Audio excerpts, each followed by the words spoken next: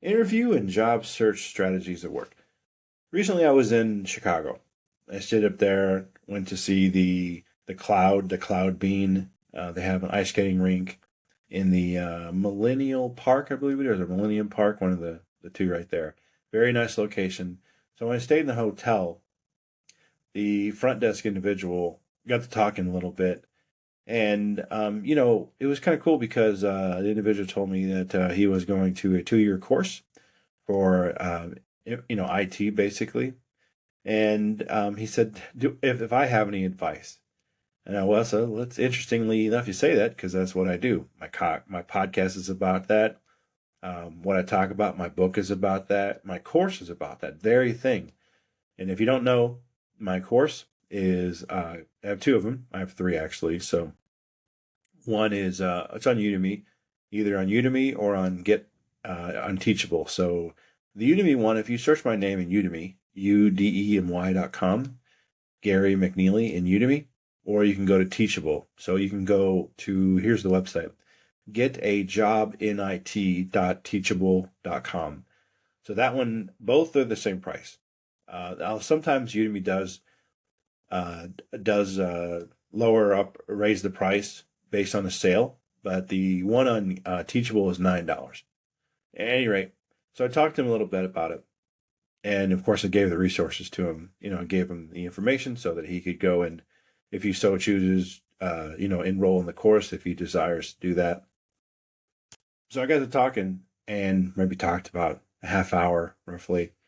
And I just spelled it out for him basically. And I said, the first question I asked was, how much do you want to make? Kind of laughed a little bit. I said, really, how much do you want to make? You want to make six figures? Do you want to make, 30,000 a year, whatnot? I believe he made 13 an hour, I think it was, where he worked at. And I said, you can definitely make a lot more than that, entry level actually, beyond that. So I said, well, where you're at now, you could probably make in IT in the States, probably make within 3 months. You could probably make like 40,000, 50,000 a year, something like that. And I said, well, if you want to work overseas, you make quite a bit more money than that, like the Middle East, for instance. And I told him the certification that you need, and I'll tell everybody the same thing, you need a Security Plus. It's CompTIA Security Plus is what you need. The reason you need that is, again, if you're, well, just to recap though, or just to make sure everybody knows this, if you're a U.S. citizen, you go overseas and work for a U.S. company, on a government installation, they require you to have a Security Plus, which is a certification that is needed to validate your skills, so to speak. It's just something that they need. It's just it's a check mark. If you don't have it, so what? You need it if you want to work there. That's how it works, and that's the bottom line, really. And that's basically what I told him on that one. And I said that the competition is very low if you get that, because you won't have to worry about a lot of competition because a lot of people aren't going to take the time to get that certification, and it's a small amount of number basically. So I made mention to him that if you take your hands and you make them real wide, well, that's your competition right now. But overseas is a lot less than that. The other thing I mentioned was, well, among other things, but I'll tell you one of the other things I mentioned was going on interviews every day, or at least once a week. Going on an interview, understanding what you don't know about the current field you're trying to get into. For instance, Active Directory, and I told them that is one of the key things to learn. So going through an interview process really will get you to understand what it is you don't know. How do you need to learn? What's the technique? What are the things they're asking for from an employer's perspective? So you take that knowledge and then you say, okay, thank you. Maybe you record the conversation, whatever you want to do, write it down, take notes, whatever helps you remember basically. And then you just research that information and you say, okay, what do I not know about this, and what do I need to know so that my next interview I can do better.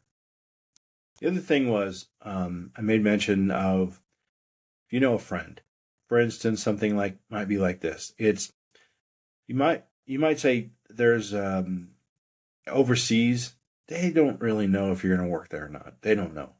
Well, how do you make them understand, hey, listen, I want to work there? Well, here's what you do. You find the place that's hiring. You go on Google and you just search, well, who's hiring in that place, that location overseas. You research the company. Maybe you find someone on LinkedIn who works there, and you chat with them a little bit. Hey, what's it like there? You want to get an idea of what is it like to work there, almost as if you ever played the game before where you go around the room and you say a word, and at the end of it, there's a sentence that goes on. So everybody has a part of the puzzle at the end. Basically, like you want to say this. You want to get to the point where you say, well, have you been over here? Whatever country it is. And you say, no, I haven't. However, I have a friend who used to work in, let's say, whatever country, who used to work on this place, who did this job. And they say it's great. What you're really telling the HR person, essentially you're saying you know a little bit more about it, and the likelihood is that they're going to talk more to you. Because, oh wow, we don't have to convince you to come here. Fantastic. Okay, awesome. So that's spectacular. So those are the things I mentioned to them, as well as, of course I said Security Plus, definitely got to have that. And your competition, get that lower passport, goes without saying you need that. I also said, here's what I also said. I said, when you're at work, be an introvert. When you're at home, be an extrovert. What I mean is, when you're at work, have the notepad and pen with you and write down whatever it is that they say to do. Okay, make sure, okay, I do this. Can I do this? Yes. Okay. Is this something in my job? Yes, write it down. You want to get to a point where they're looking at you and they see you writing notes down. Oh, okay, this person's really, they're really, paying attention to what I'm saying, and they're really taking notes, really trying to understand. At nighttime, be an extrovert at night, meaning when you go home, Google, research, put your own lab up, joesdatacenter.com, good resource for you there.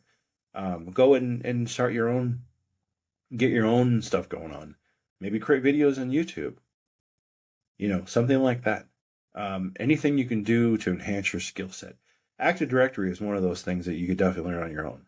Be it VirtualBox, be it go to Joe's Data Center, get an ESXi host for like $30 a month, or whatnot. So the reason I say all this is you want to get to the point where, you have those at home or after work, basically, your extrovert time. You want to be able to get to the point where you've already done those things. You've had that moment where, oh, that's how that works. You want to be able to tell a story. So also the thing I mentioned to him was, I said, take 3 4-hour days a week. So blocks, so 4-hour day or 4-hour chunk of time 3 times a week. And then factor in, well, how much do you make now an hour? So that's what your time's worth. So note that on a piece of paper saying, for instance, $13 an hour. 13 times 4, that's what you're worth. So put that in there. Okay. And it's almost as if you're, that's an expense to you. So your time is worth money. You're teaching yourself, that's an expense. So now you factor that in. Okay, good. Right. I know that. Maybe, after a month or so of teaching yourself, you have a good beefy number. Well, what you do is you take that number and you tack that on to the job you're going to get. Like the job you're going to get, the offer, what you do is you tack that number on. So for instance, they offer you $70,000 a year, let's just say, and you've done, however many weeks or whatever of training. So that comes out to like $500, let's just say. So what you want to say is, they say, well, what is your offer? What is your counter offer? Let's say, right? They offer you 70. You say, I'd like to really make $70,500. And what you could say is something like, you might want to just say, hey, this would be a good intro. Say, hey, I'm just reimbursing myself for my training because I've taught myself training. This is a training expense, and that's the reason I'm doing the extra 500. And that's going to start a conversation on their part. And how you can do it is you can say, oh, well, the reason is because, I do this many hours a week on training myself, and I figure this is a good way to get reimbursed for that. It could go a good way. I'm pretty sure it's going to go a good way for you in that they're like, oh, that's really good. Good for you. Good ambition on that. So those are the things I had mentioned to this individual. And of course, it's, of course, get a job in it.teachable.com. Go there. It's $9 for the course. It's a markdown. It's only for holiday season. It's going to go back up in price afterwards, but right now it's $9. So it's about 20 hours of course material that you yourself can learn from nothing. You know nothing about IT. You take the course, you watch the videos, you follow step by step, and when I explain stuff, I actually explain it as if I explain it in a way that you understand. I leave the problems in. If I incur a problem, I leave it in. Because if I see an issue, you're going to see an issue, definitely. And so I don't edit out my mistakes at all. I leave them all in. Because likelihood is you're going to have the same mistake. And you can learn from what it is I've messed up, basically. So, everybody, I'd like to thank you for listening to this podcast, and have a great day.